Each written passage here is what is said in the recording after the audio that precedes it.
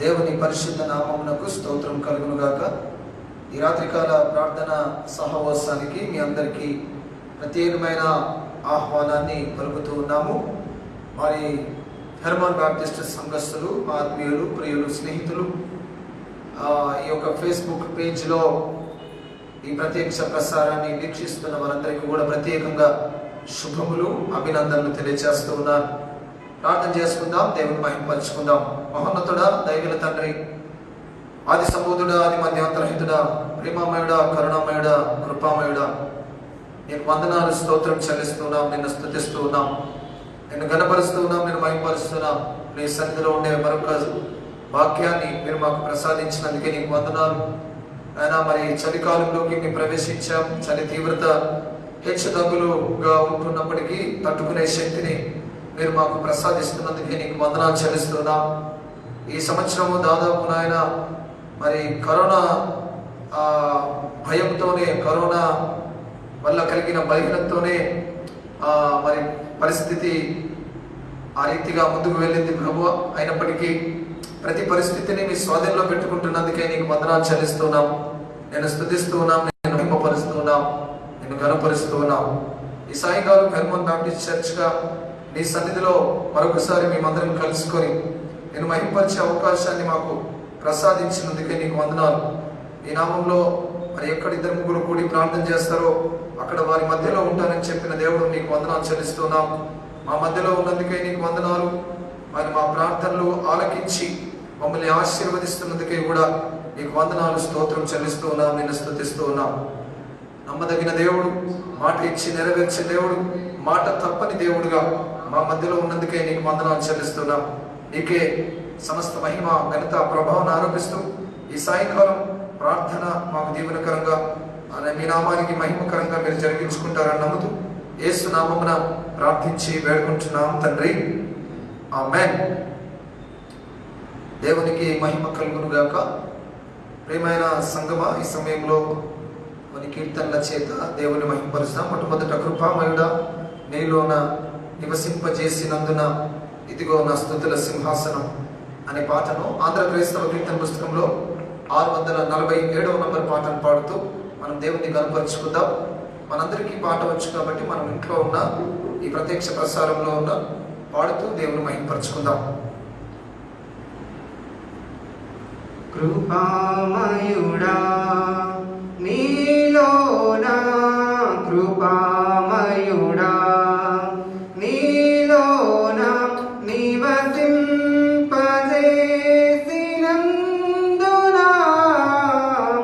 ఇదిగో నా స్తుతుల సింహాసనం, నీలో నివసింపజేసినందున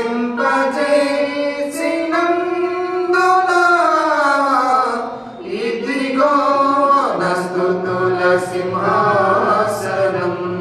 కృపామయుడా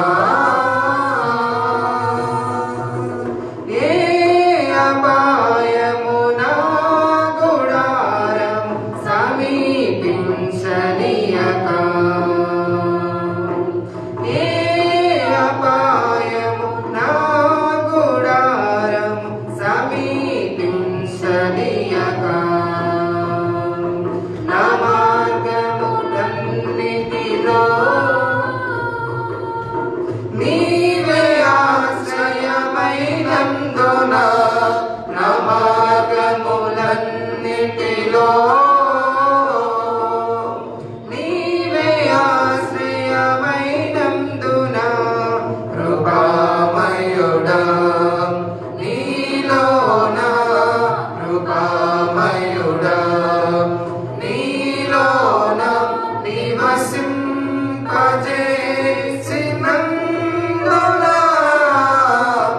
ఇదిగో నా స్తుతుల సింహాసనం, నీలో నివసింపజేసినందున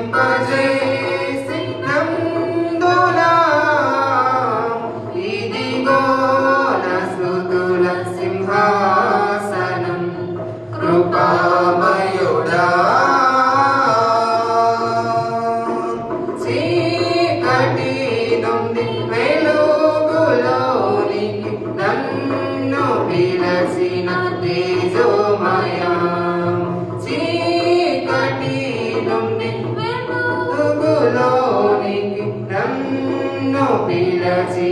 తేజోమయ రాజవంశములో యాజకత్వము చేసేదను రాజవంశములో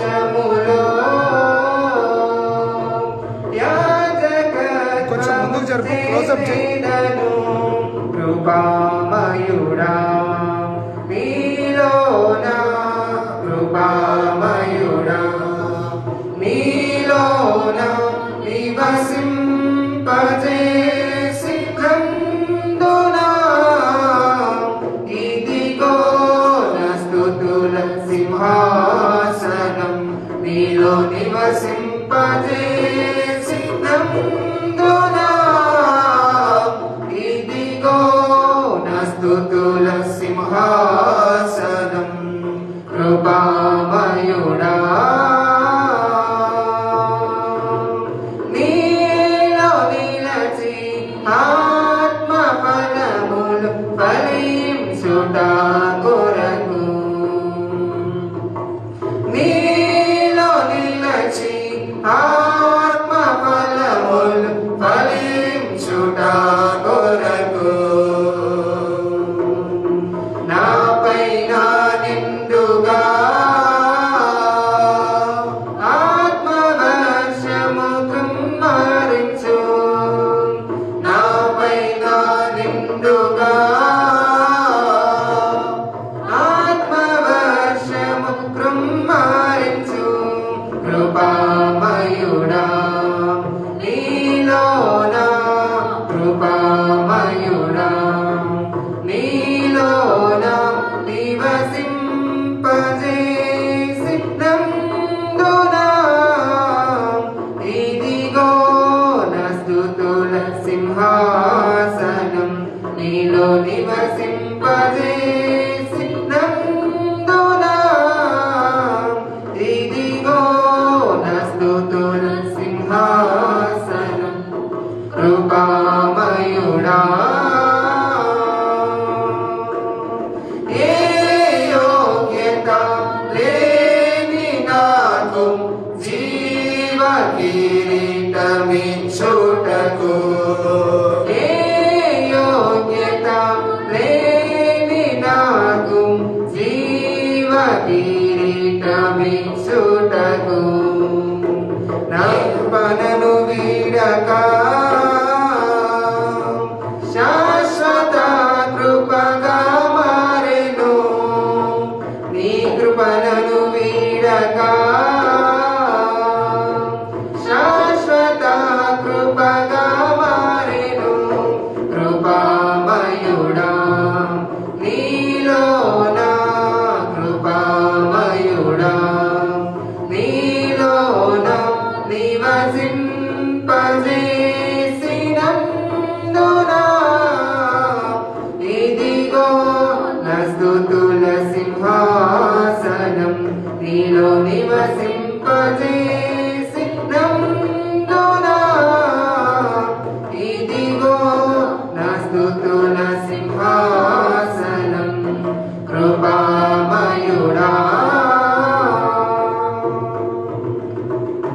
హల్లెలూయా. అదే రీతిగా ఇంకో పాట పాడుతూ దేవుని కీర్తించుకుందాం.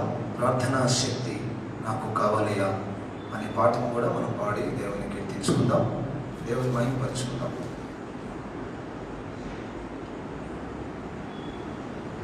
ప్రార్థనా శక్తి నాకు కావాలయ్యా నీ పరలోకాభిషేకం కావాలయ్యా ప్రార్థనా శక్తి నాకు కావాలయ్యా నీ పరలోకాభిషేకం కావాలయ్యా యేసయ్యా కావాలయ్యా నీ ఆత్మాభిషేకం కావాలయ్యా యేసయ్యా కావాలయ్యా నీ ఆత్మాభిషేకం కావాలయ్యా ప్రార్థనా శక్తి నాకు కావాలయ్యా నీ పరలోక అభిషేకం కావాలయ్యా ప్రార్థన పరలోక అభిషేకం కావాలయ్యా. ఏలియా ప్రార్థింపగ పొందిన శక్తి నేను ప్రార్థింపగ దయచేయుమా. ఏలియా ప్రార్థింపగ పొందిన శక్తి నేను ప్రార్థింపగ దయచేయుమా. ప్రార్థించి నిన్ను చేరు భాగ్యమేయుమా. ప్రార్థించి నిన్ను చేరు భాగ్యమేయుమా. నిరంతరం ప్రార్థింప కృపనీయుమా. నిరంతరం ప్రార్థింప కృపనీయుమా. ప్రార్థనా శక్తి నాకు కావాలయ్యా. నీ పరలోక అభిషేకం కావాలయ్యా. ప్రార్థనా శక్తి నాకు కావాలయ్యా. నీ పరలోక అభిషేకం కావాలయ్యా. సింహాల గుహలోని దానియేలు శక్తి ఈ లోకంలో నాకు కావాలయ్యా. సింహాల గుహలోని దానియేలు శక్తి ఈ లోకంలో నాకు కావాలయ్యా. నీతో నడిచే వరమీయమా. నీతో నడిచే వరమీయుమా. నీ సిలువను మోసే కృపనీయుమా. నీ సిలువను మోసే కృపనీయుమా. ప్రార్థనా శక్తి నాకు కావాలయ్యా. నీ పరలోక అభిషేకం కావాలయ్యా. ప్రార్థనా శక్తి నాకు కావాలయ్యా. నీ పరలోక అభిషేకం కావాలయ్యా. పేతురు ప్రార్థింపగ నీ ఆత్మను దింపితివి. నే పాడు చోటెల్లా దిగిరా దేవా.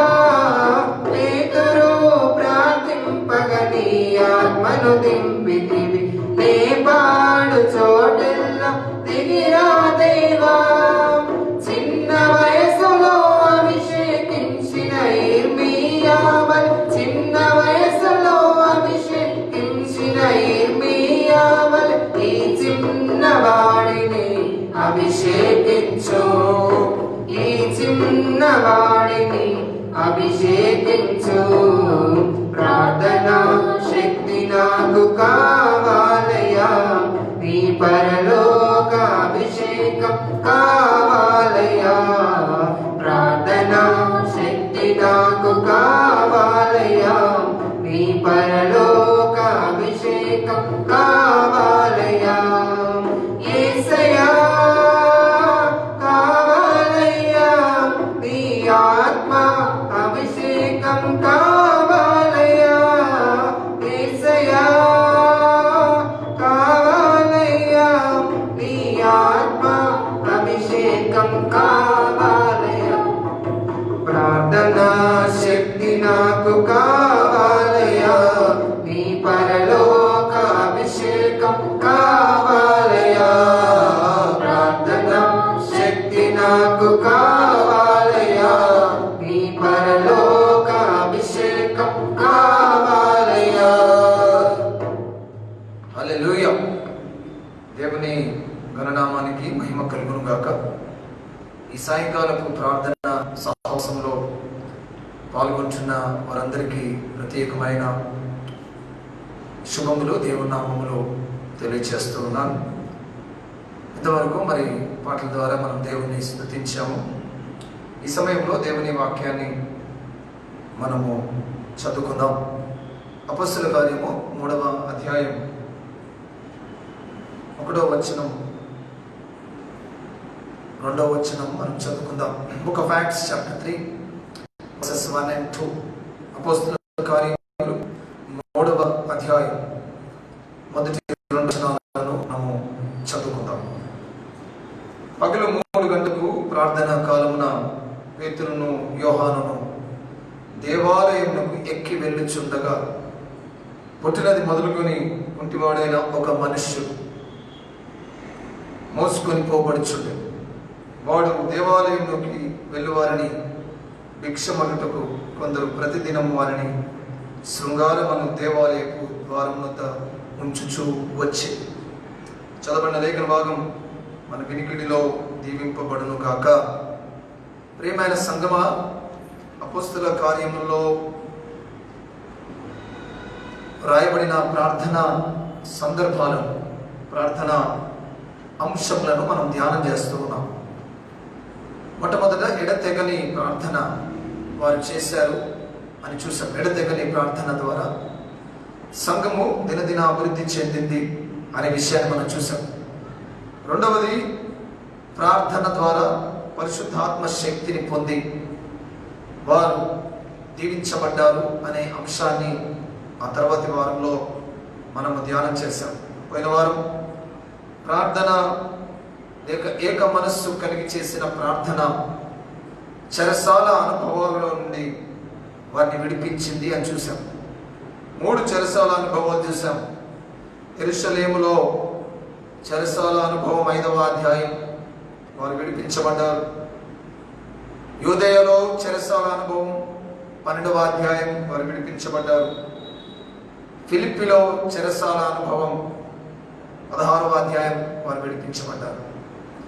సో దేవుని వాక్యాన్ని చాలా క్షుణ్ణంగా, చాలా దగ్గరగా మనం గమనిస్తే ఈ అపోస్తల కార్యం ఆది సంఘములో, అపోస్తల కార్యం అంటే మొట్టమొదటి సంఘములో, సంఘ పరిచర్యలో వారు ప్రార్థనకు ఎంత ప్రాధాన్యతనిచ్చారో దీన్ని బట్టి మనకు అర్థమవుతుంది. సో ప్రార్థన చేసిన అనేకమైన కార్యాలను మనం ధ్యానిస్తూ ఉన్నాం. ఒక్కొక్కటి ఒక్కొక్క విభిన్నమైన కార్యం. ఒకటి సంఘ అభివృద్ధిని చూశాం, ఒక సందర్భంలో పరిశుద్ధాత్మ కార్యాలు చూశాం, ఒక సందర్భంలో చెరసాల అనుభవాల నుంచి విడుదల చూశాం.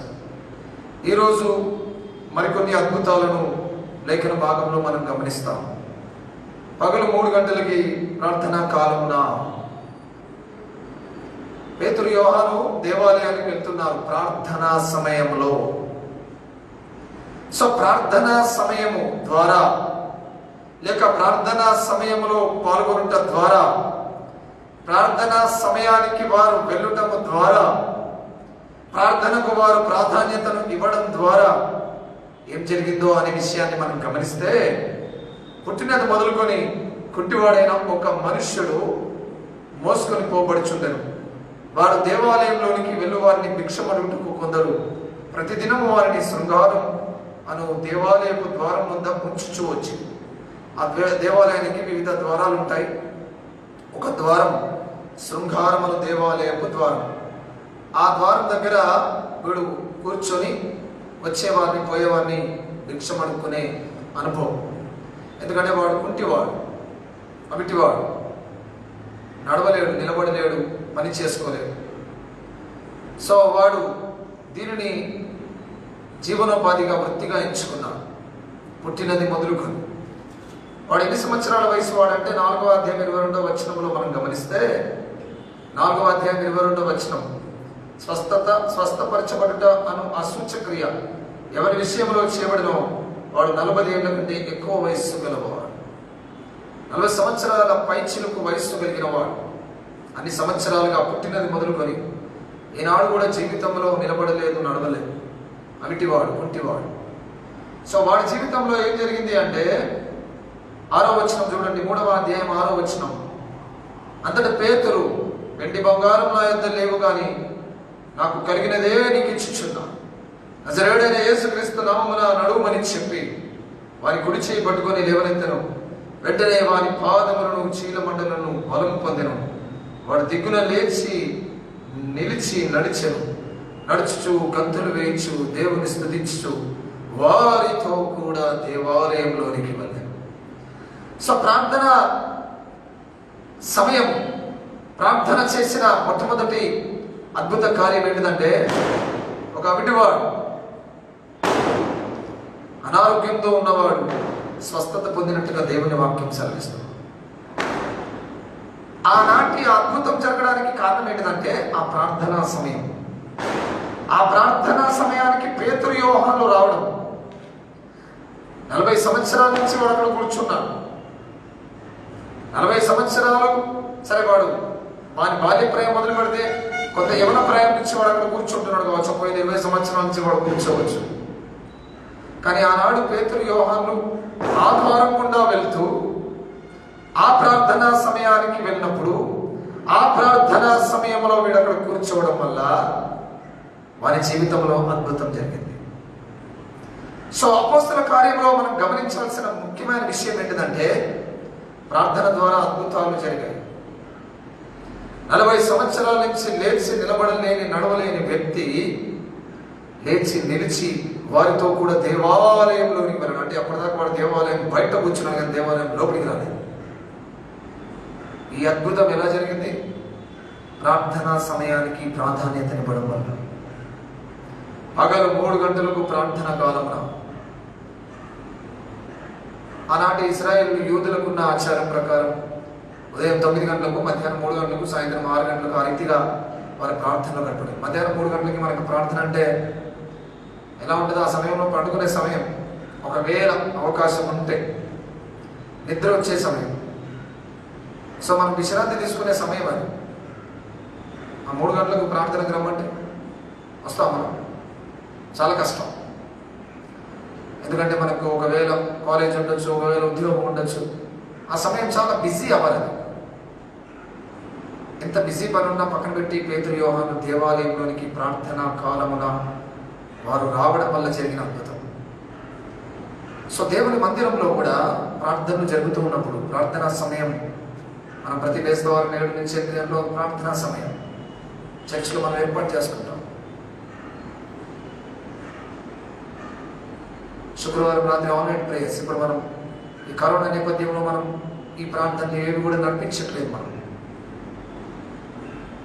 ఒక శుక్రవారం ఉపవాస ప్రార్థన ఉంటుంది. సో ఈ రోజుల్లో అవన్నీ మనం మర్చిపోయి ఉంటాం. ఏ రోజుకి ఏ ప్రార్థన ఉందో అనేది మనం ఒకవేళ మన జ్ఞాపకంలో మర్చిపోయినాం కావచ్చు. కనీసం ప్రతి బేస్తవారం ఇప్పుడైతే 7 గంటల నుంచి 8 గంటల వరకు ప్రార్థన జరుగుతుందనే సంగతి కూడా చాలా మందికి తెలియదు.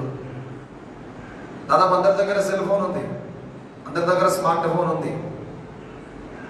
వయసులో చాలా పెద్దవాళ్ళ దగ్గర ఉండకపోవచ్చు, కానీ దాదాపు యవన ప్రాయం మొదలుకొని పైచిలకు వారందరి ప్రతి కుటుంబంలో కనీసం ఒక స్మార్ట్ ఫోన్ అయినా ఉంది.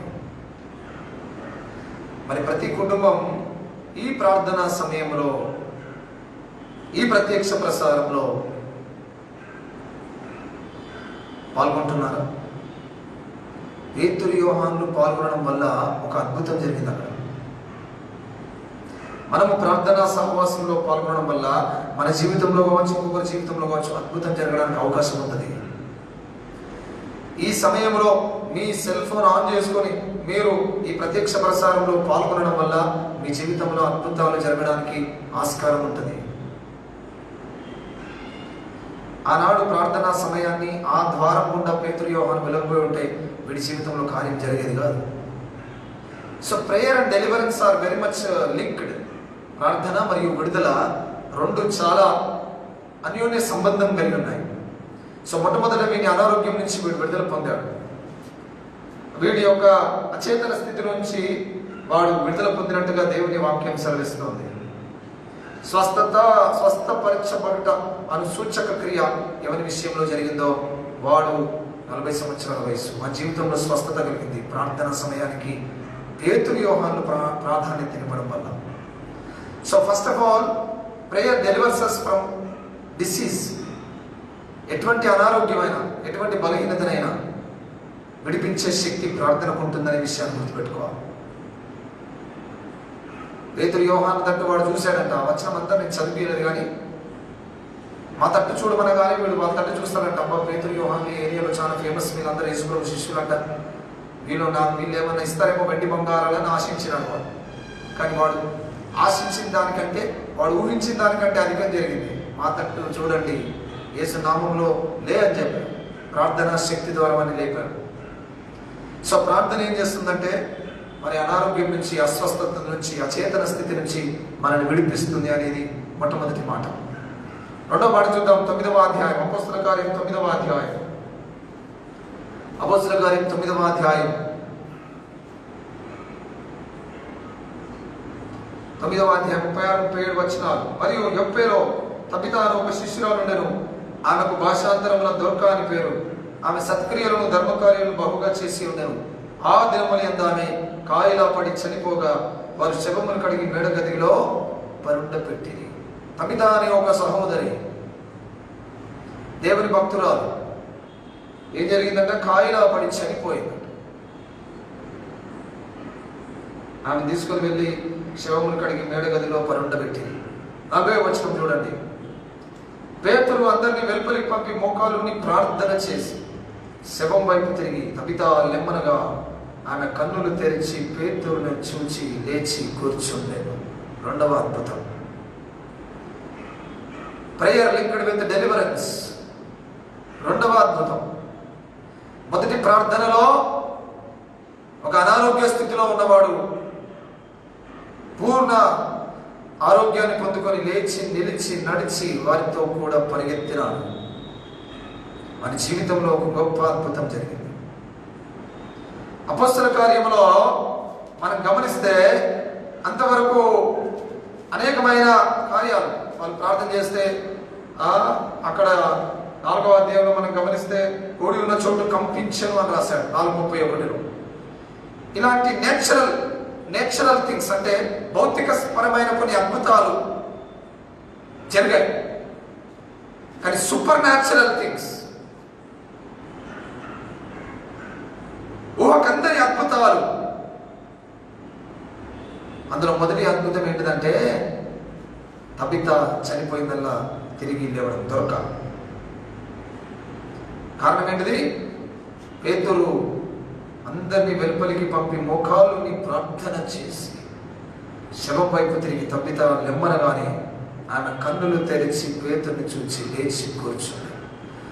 So prayer delivered that lame person from the disease. Prayer delivered Dorcas from death. Disease నుంచి డెలివరెన్స్ వచ్చింది, డెత్ నుంచి డెలివరెన్స్ వచ్చింది. మరణం, చనిపోయిన స్థితి. ఆమె చనిపోగా అని రాశారు. చనిపోయిన వారు బతికిన పరిస్థితి యేసుప్రభు ఉన్నప్పుడు లాజరు జీవితంలో జరిగింది. యేసుప్రభు పరలోకానికి వెళ్ళిన తర్వాత జరిగిన మొట్టమొదటి కార్యం ఏంటిదో తెలుసా? తబితా. ఆమెను దొరకా అని పిలుస్తారు. ఈ దొరకా జీవితంలో అద్భుతం జరగడానికి కారణం ఏంటి? ప్రార్థన. ఆ మొదటి సంఘంలో ప్రార్థనలో జరిగిన అద్భుతాలు చూస్తున్నాం. మొట్టమొదటి అద్భుతం, 40 సంవత్సరాలుగా కుంటివాడుగా ఉన్న ఒక వ్యక్తి ఇక జీవితంలో వాడు ఎప్పుడు కూడా అచేతన స్థితిలో ఉండకుండా మన దేవుడు కాపాడినాడు. అద్భుతం. 40 years నుంచి పడి ఉన్న వ్యక్తి లేవగలిగినాడు ప్రార్థన ద్వారా. లింక్ చూడండి అక్కడ, దానికి ముందు లింక్ ప్రార్థన. దొరకా చనిపోయింది, అందరూ ఏడుస్తున్నారు, అందరూ బాధపడుతున్నారు. కానీ పేతురు వచ్చి ఏం చేసినాడు? ప్రార్థన చేసి ఆమెను లేవమన్నాడు. సో ప్రార్థనకు లేవనెత్తబడుటకు లింక్ ఉంది. So prayer delivers us from disease, prayer delivers us from death. 3వ మాట మనం చూస్తాం 16వ అధ్యాయం, అపోస్తల కార్యం 16వ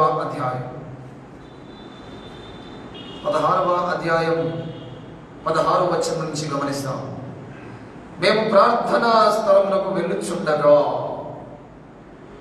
మేము అంటే పౌలు శీల, పుత్రోనాలు దయ్యం పట్టినదై సోద చెప్పుల చేత తన యజమానులకు బహులాభం సంపాదించిన ఒక చిన్నది మాకు ఎదురుగా వచ్చాను. ఆమె పౌలును మమ్మను వెంబడించి, ఈ మనుష్యులు సర్వోన్నతుడైన దేవుని దాసులు, వీరు మీకు రక్షణ మార్గం ప్రచురించువారై ఉన్నారని కేకలు వేసి చెప్పాను. ఆమె ఇలాగో అనేక దినములు చేయుచుండని కనుక పౌలు వ్యాకులపడి దాని వైపు తిరిగి, నీవు ఈమెను వదిలిపోమ్మని యేసుక్రీస్తు నామమున ఆజ్ఞాపించున్నానని ఆ దయ్యంతో చెప్పాను. వెంటనే అది ఆమెను వదిలిపోయాను. ఈ ప్యాసేజ్ లో మనం గమనిస్తే, మేము ప్రార్థనా స్థలమునకు వెళ్ళుచుండగా, again prayer, again the time of prayer. వీళ్ళు ప్రార్థన సమయానికి వెళ్తుంటే ఏం జరిగిందంటే, ఒక దురాత్మ చేత పీడింపబడిన ఒక యవనురాలు సోద చెప్పుడు చేత నిర్మాణం బహులాభం సంపాదించిన ఒక చిన్నది దురాత్మ చేత పీడింపబడుతుందండి. వచ్చి పౌలు శీలను అవమానకరంగా మాట్లాడదు. వీళ్ళంటే వీళ్ళెవరో మనకు తెలిసిన వీళ్ళు సర్వోన్నతమైన దేవుడు కుమారుల వీళ్ళు మామూలు మనుషులు కాదు వీళ్ళు అని చెప్పి హేళనగా వారితో మాట్లాడుతుండగా, పౌలు ఆ ప్రార్థనా సమయానికి లింక్ లో ఏమన్నాడు? యేసుక్రీస్తు నామమున ఈమెను వదిలిపోవాలని ఆజ్ఞాపించాడు. ఆ దయ్యముతో చెప్పిన వెంటనే అది ఆమెను వదిలిపోయాను. సో ప్రార్థన అద్భుతాలు జరిగిస్తుంది. సో మొట్టమొదటి అద్భుతం, శరీర సంబంధమైన అనారోగ్యం నుంచి విడుదల పొందాడు. రెండవది మరణం నుంచి విడుదల. మూడవది దురాత్మ నుంచి విడుదల. First thing, prayer delivers us from disease. Second thing, prayer delivers us from death. Third thing, prayer delivers us from demons. దురాత్మల నుంచి విడుదల. మూడు వివిధమైన యాంగిల్స్ లో ఉన్నాయండి. మూడు డిఫరెంట్ థింగ్స్. దురాత్మ చేత పీడింపబడడం ఒక అనుభవం, అనారోగ్యంతో పీడింపబడడం ఒక అనుభవం, మరణకరమైన స్థితి ఒక అనుభవం. ఈ మూడు అనుభవాల్లో ప్రార్థన లింక్ అయి ఉన్నది. ఈ సాయంకాలం దేవుని ముందు మాట్లాడుతున్నాడు. ప్రార్థన సమయానికి మనం ప్రాధాన్యత ఇవ్వడం వల్ల మన జీవితంలో ప్రార్థనకు మనం ప్రాముఖ్యతనివ్వడం వల్ల దేవుడు చేసే అద్భుత కార్యం. దురాత్మ చేత పీడింపబడిన అనుభవం, దురాత్మ చేత పీడింపబడిన అనుభవం. ఆ చిన్నది దురాత్మ చేత పీడింపబడుతుంది అని దేవుడు వాక్యంలో సెలవిచ్చాడు. ఇవన్నీ కూడా all first things in the book of acts. మొట్టమొదటి కార్యాలు ఇవన్నీ. యేసు ప్రభువు పరలోకానికి వెళ్ళిన తర్వాత, సో ఆ మొదటి సంఘం ప్రార్థనకు ప్రాధాన్యతనిచ్చింది కాబట్టి ఇన్ని అద్భుతాలు జరిగాయి. సంఘం అంటే ఎవరు? అయ్యగారు ఒక 10 మంది ప్రార్థనకు వస్తే వారు కాదు. సంఘం అంటే దేవుని శరీరం, మనం విశ్వాసం. కాబట్టి మనమందరం కూడా మన జీవితంలో ప్రార్థనకు ప్రాధాన్యతనిస్తే మన జీవితంలో కూడా ఈ అద్భుతాలు జరుగుతాయి. 40 సంవత్సరాల పైచిలకు జీవితంలో ఏనాడు నిలబడలేని వ్యక్తి, నడవలేని వ్యక్తి ప్రార్థనా కాలంలో పేతురు యోహానులు ప్రార్థనకు ప్రాధాన్యతనివ్వడం వల్ల నేను లేచి నిలబడి నడవగలిగాను. ఇంకొకటి జీవితంలో అద్భుతం జరిగింది. ఆ డిసీజ్ నుంచి వాళ్ళకు ఒక బలహీనత ఉంటివాడు పుట్టుకతోటే, అంటే శరీరం ఏదో అనారోగ్యం. ఈ రోజుల్లో మనకు పోలియో వచ్చినట్టుగా ఆ రోజుల్లో వాడికి ఏదో అనారోగ్యం. వాడి జీవితంలో దేవుడు అద్భుతం చేశాడు. దేవుడు గొప్ప కార్యం చేశాడు. రెండవది, తబిత చనిపోయింది. చనిపోయిన వ్యక్తిని లేపగలిగిన శక్తి ప్రార్థనలో. అంటే మనం చనిపోతాందే మనం లేపుతామని కాదు ఉద్దేశం. మరణకరమైన పరిస్థితులు వచ్చినా ఆ మరణకరమైన పరిస్థితుల్లో నుంచి దేవుడు తన చిత్తం ఉంటే బయటపడేస్తాడు మనల్ని ప్రార్థన ద్వారా. మూడవది, దురాత్మ శక్తి చేత పీడింపబడుతున్నాడు. సాతాను అనేక రకాలుగా మనిషిని బాధపడుతూ ఉంటాడు, మన మనస్సు పైన దాడి చేస్తూ ఉంటాడు, మన ఆత్మీయ జీవితాన్ని అడ్డుకోవడానికి ప్రయత్నం చేస్తూ ఉంటాడు. సో దురాత్మ శక్తిని జయించే కార్యం ప్రార్థన ద్వారా జరిగింది. దురాత్మ నుంచి విడుదల కలిగింది, అపవిత్రాత్మ నుంచి విడుదల, అనారోగ్యం నుంచి విడుదల, మరణకరమైన పరిస్థితి నుంచి విడుదల. ఈ 3 అద్భుతాలు ప్రార్థన ద్వారానే జరిగాయి. ప్రార్థన ద్వారా. ప్రియమైన సంగమ, ఈ సాయంకాలం ప్రభు మనకు జ్ఞాపకం చేస్తున్నాడు. మనము మరి ప్రార్థనకు ఎంత ప్రాధాన్యత ఇస్తున్నాం? మన వ్యక్తిగత జీవితంలో ప్రార్థనకు ఎంత ప్రాధాన్యత ఉంది? సంఘ జీవితంలో ప్రార్థనకు ఎంత ప్రాధాన్యత ఉంది? ఇప్పుడు మనం మన ఇంటి నుంచి నడుచుకుంటూ ప్రయాసపడి ఇక్కడికి రావాల్సిన పని లేదు. ఈ బేస్తవారం సాయంకాలం సమయంలో మన చేతిలో ఉన్న సెల్ ఫోన్ ఆన్ చేసుకుంటే వాక్యం వినబడుతుంది. మనకి ఒక సౌలభ్యం, ఒక సౌకర్యం కలిగి, అయినా ఈ సమయాన్ని మనం ఉపయోగించుకోలేకపోతాం. అందుకే మన జీవితంలో అద్భుతాలు లేవు. ప్రార్థనా కాలానికి ప్రాధాన్యతను వారు ఇచ్చారు కాబట్టి అద్భుతాలు జరిగాయి. ఆ ప్రార్థనా సమయానికి పౌలు మేము అటు పోతున్నామన్నాడు, మేము ప్రార్థనా సమయంలో వెళ్తున్నామన్నాడు. వారు వెళ్ళకపోయి ఉంటే ఆమె జీవితంలో అద్భుతం జరిగేది కాదు. పేతురు యోహాను వెళ్ళకపోయి ఉంటే అక్కడ వాడి జీవితంలో అప్పుడు అద్భుతం జరిగేది కాదు. పేతురు తబిత దగ్గరికి పోయి ఉంటే అద్భుతం జరిగేది కాదు. సో ప్రార్థనకు వెళ్ళకపోతే అద్భుతాలు జరగవు. ప్రార్థనా సమయానికి దేవుని సన్నిధిలో ఉండకపోతే అద్భుతాలు జరగవు. దేవుని చిత్తమైతే ఈ లేఖన భాగాన్ని మరొకసారి సంఘంగా మనందరం కూర్చున్నప్పుడు మనం మాట్లాడతాం. ప్రార్థనా సమయానికి ప్రాధాన్యతనివ్వడం వల్ల ఎంత అద్భుతమైన కార్యాలు దేవుడు మన జీవితంలో చేస్తాం. 3 కార్యాలు: prayer and deliverance. Deliverance from disease, deliverance from death, deliverance from demons. కాబట్టి ఈ మాటల్ని జ్ఞాపకం చేసుకొని ఆ మొదటి సంఘంలో ఈ అద్భుతాలను చేసిన దేవుణ్ణి బట్టి మన దేవుడిని స్తుతిస్తాం. అపోస్తల కార్యాన్ని మనం స్టడీ చేస్తున్నాం. ప్రార్థన అనే అంశాన్ని స్టడీ చేస్తున్నాం, వేరే విషయాలు కాదు. ఎంతో బ్యూటిఫుల్గా మన జీవితాంతం గుర్తుంచుకునేలాగా దేవుడు మనతో మాట్లాడుతున్నాడు. కాబట్టి ఈ మాటల్ని జ్ఞాపకం చేసుకొని దేవుని మహింపరచాల్సిందిగా సంఘానికి తెలియజేస్తూ ఉన్నారు. దేవుని నామానికి మహిమ కలుగును గాక. 2 ప్రకటనలు జ్ఞాపకం చేసి మనం చివరి ప్రార్థనలోనికి మనం వెళ్దాం. ఆదివారం ఉదయం మళ్ళీ యథావిధిగా 9 గంటలకు మొదటి ఆరాధన ఉంటుంది. తర్వాత 11 గంటలకి 2వ ఆరాధన ఉంటుంది. మార్పుకు సంబంధించిన విషయాలు చెప్పే వరకు అంతే ఉంటాయి. ఏదైనా మార్పు ఉంటే తప్ప 9 గంటలకు ఒక ఆరాధన, 11 గంటలకి ఇంకొక ఆరాధన. కాబట్టి ఆరాధన సమయానికి ప్రాధాన్యత ఇవ్వండి, దేవుని మహింపరచండి. సో మనమందరం కూడా సంఘంలోని ప్రతి కుటుంబం కోసం ప్రార్థన చేయవలసిన వారమై ఉన్నాం. నేను అడిగిన తొరూరులో మొదటి కృతజ్ఞత అర్పణల పండుగ జరిగింది. రేపటి దినం కేశవపూర్లో కోతకాల పండుగ ఆరాధన ఉంటుంది. ఆదివారం సాయంకాలం దివిటివెల్లిలో ఈ యొక్క గ్రామీణ కోతకాల పండుగ ఆరాధన ఉంటుంది. కాబట్టి ఆ పరిచర్ల కోసం కూడా ప్రార్థించాలి. ప్రయాణం చేస్తున్న వారికి దేవుడు దీవెన ఇవ్వాలని, పరిచర్లో ఉంటున్న వారిని దేవుడు బలపరచాలని మీరు మీ గృహంలో ఉండగా కూడా ప్రార్థనలు చేయొచ్చు. ఆ రకం కూడా పరిచర్లో పాలిభాగస్థులమైన వారం అవుతాం. ప్రార్థన చేయొచ్చు, ఆ పరిచర్యకు ఆర్థిక సహాయం చేయొచ్చు, ఆ పరిచర్యను బలపరచవచ్చు.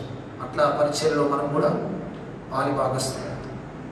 కాబట్టి విషయాన్ని గుర్తుపెట్టుకొని ఈ కరోనా సమయంలో జాగ్రత్తగా ఉండండి. అందరూ మాస్క్ పెట్టుకోండి. ఈ చలికాలం, ఈ రాబోయే 3 నెలలు, అంటే నవంబర్ ఎండింగ్లోకి వచ్చాం మనం, డిసెంబర్ జనవరి వరకు చాలా కఠినమైన వాతావరణమే ఉంటుంది. కాబట్టి ఇప్పుడు మామూలుగా అందరికీ జలుబు వస్తుంది, అందరికీ దగ్గు వస్తుంది. ఈ సీజన్లో ఏది ఏమిటో మనకు తెలియని పరిస్థితులు ఉంటాయి. కాబట్టి చాలా జాగ్రత్తగా ఉండాల్సిందిగా దేవుని సేవకుడుగా, దేవుని ప్రతినిధిగా మీకు గుర్తిస్తాను. నా మాటను మీరు లైట్ తీసుకోవచ్చు, నాకేం బాధ లేదు. నేను దేవుని ప్రతినిధిగా మాట్లాడుతున్నాను. దేవుని సేవకుడు, దేవుని ప్రతినిధి. మానవుడుగా కనబడచ్చు కానీ దేవుని ప్రతినిధి, రిప్రజెంటేటివ్ ఆఫ్ గాడ్. సో ఆ దేవుని ప్రతినిధి మాటని ఎప్పుడు లైట్గా తీసుకోకండి. పులిపేటి పైన చెప్పినప్పుడు, బయట దేవుని సేవకుడు మాట్లాడినప్పుడు ఎప్పుడు కూడా మాటను నిర్లక్ష్యం చేయకండి. దేవుడే మాట్లాడుతున్నాడని గుర్తుపెట్టుకోవాలి. కాబట్టి ఈ మాటలు గుర్తుపెట్టుకొని జాగ్రత్తగా ఉండాల్సిందే మనం చేస్తున్నాం. ప్రార్థన చేసుకుందాం, తల వచ్చి కలమూసుకుందాం, ప్రార్థన చేస్తాం. కృపగల దేవా, మాట్లాడే దేవా నీకు వందనాలు. వాక్య స్వరూపమైన దేవా నీకు వందనాలు. ప్రార్థన ఆలకించేవాడు, ప్రార్థన శక్తిని మాకు అనుగ్రహించే దేవుడు నీకు వందనాలు. ఈ సాయంకాలం అపొస్తలుల కార్యంలో మొదటి సంఘములో ప్రార్థన ద్వారా జరిగిన అద్భుతాలు నేను చూశాను. 40 సంవత్సరాల నుంచి కుంటివాడుగా ఉన్నవాడు లేచి నిలిచి నడిచాడు. శరీర బలహీనత నుంచి, అనారోగ్యం నుంచి స్వస్థతనిచ్చావు. తబిత దొరక చనిపోయిన వ్యక్తిని లేపగలిగిన శక్తి అక్కడ ప్రార్థనతో లింక్ చేశాడు. దురాత్మతో, అపవిత్రాత్మతో పీడింపబడుతున్న ఒక వ్యక్తిని, ఒక చిన్నదాన్ని పౌలు యొక్క ప్రార్థన ద్వారా మీరు విడిపించినట్టుగా మేము చూస్తున్నాం. సో ప్రార్థనతో లింక్ అయిన విషయాలు ఈ మూడు కూడా, ఈ మూడు ప్రార్థనా సమయానికి ప్రాధాన్యతనివ్వడం వల్లనే జరిగాయి. So prayer delivers us from disease, long standing, చాలా కాలం నుంచి ఉండొచ్చు. ఫ్రమ్ డెత్, సడన్ డెత్, మరణకరమైన పరిస్థితి కావచ్చు. మూడవది ఫ్రమ్ డెమన్, అపవిత్రాత్మ, దురాత్మ, సాతాను శక్తి శోధన నుంచి విడిపిస్తుందని మీరు బోధించారు. ఈ మాటలు ఎంత విలువైన ప్రభు. ఈ అద్భుతాలు మీరు జరిగించినందుకే మొదటి సంఘంలో నీకు వందనాలు. ఈ అద్భుతాలు జరగడానికి కారణం ప్రార్థనా సమయానికి ఆనాటి ఆ భక్తులు ప్రాధాన్యత ఇవ్వడం. ఈరోజు మా జీవితాల్లో, మా కుటుంబాల్లో, మా సంఘంలో అద్భుతాలు జరగకపోవడానికి కారణం చాలామంది ప్రార్థనను నిర్లక్ష్యం చేయడం, ప్రార్థనా సమయానికి అందుబాటులో ఉండకపోవడం, ప్రార్థనా సమయాన్ని మర్చిపోవడం.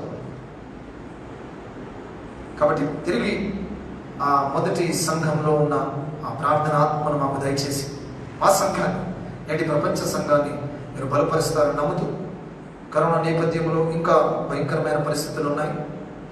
ఆ టీకా ఎప్పుడు వస్తుందో ఏమవుతుందో మాకు తెలియదు, కానీ ఇంతవరకు మీరు కాపాడినట్టుగా ఇక ముందు కూడా కాపాడండి ఆయన. మరి సంఘ పరిచయాలను దీవించండి.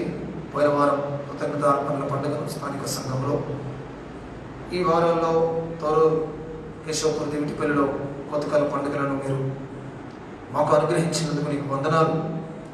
రాబోయే ఆదివారం ఆరాధన కొరకు మేము ప్రార్థన చేస్తున్నాం. ఈ చలికాలంలో మమ్మల్ని కాపాడుతూ బలపరచండి. నిద్ర పట్టకుండా బాధపడుతున్న వారు ఉన్నారు, మనసులో నెమ్మది లేని వారు ఉన్నారు, శరీరంలో బలము తగ్గిన వారు ఉన్నారు. అందరినీ కనికరిస్తారని నమ్ముతూ ఘనత, మహిమ, ప్రభావం నీకు ఆరోపిస్తూ యేసు నామమున ప్రార్థించి వేడుకుంటున్నాం తండ్రి, ఆమేన్. పరలోకమందున్న మా తండ్రి, నీ నామం పరిశుద్ధపరచబడును గాక, నీ రాజ్యం మాకు వచ్చును గాక, నీ చిత్తం పరలోకమందు ఎలాగో అలాగే భూమి మీద నెరవేరును గాక. మాకు కావలసిన అడిగిన ఆహారం నేను మాకు దయచేయము, మరణస్తుని క్షమించిన ప్రకారం మరణమును క్షమించము, మమ్మల్ని శోధనలోనికి తేక కీడికి తప్పించము. ఎందుకంటే రాజ్యం, బలము, మహిమ నిరంతరము నీవే ఉన్నాయి తండ్రి, ఆమేన్. మన పరమ తండ్రి అయిన దేవుని యొక్క ప్రేమ, ఆయన ప్రియకుమారుడైన యేసుక్రీస్తు వారి యొక్క కృప, పరిశుద్ధాత్మ దేవుని కలిగిన సహవాసం, సమాధానం మనకందరికీ, సకల పరిశుద్ధులకు, సంఘమంతటికి ఇప్పుడు ఎల్లప్పుడు సదాకాలం తోడై ఉండును గాక, ఆమేన్. God bless you. దేవుడు మిమ్మల్ని దీవించును గాక.